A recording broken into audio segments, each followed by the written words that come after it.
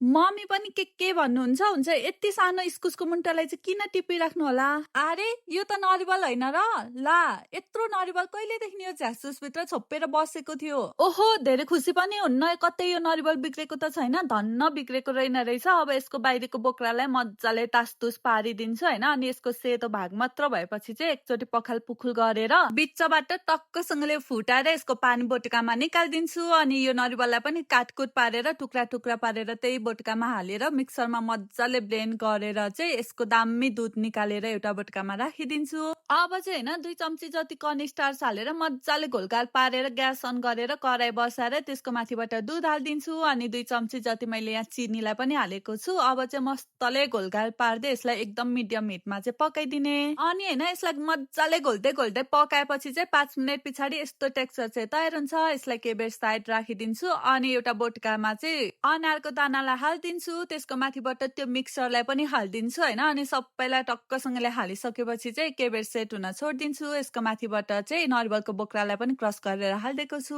अनि होइन आधी घन्टा पछाडि चाहिँ टक्कसँगले यसलाई एउटा प्लेटमा निकालिदिन्छु अनि यो यस्तो दामी भएको थियो नि जिग्गल जिग्गलवाला अनि त्यसको माथिबाट चक्लेट सिरपलाई टक्कसँगले हालेको त मलाई कतिखेर खाम भइसकेको थियो अनि कतिखेर एकपट्टिको केक त अघि नै खाइसकेछु याद पनि भएन अनि एकपट्टि चाहिँ चक्कसँगले चक्कुले काटेर चम्चीले घप्प घोपेर खाएको बब्बाले मिठो भएको थियो।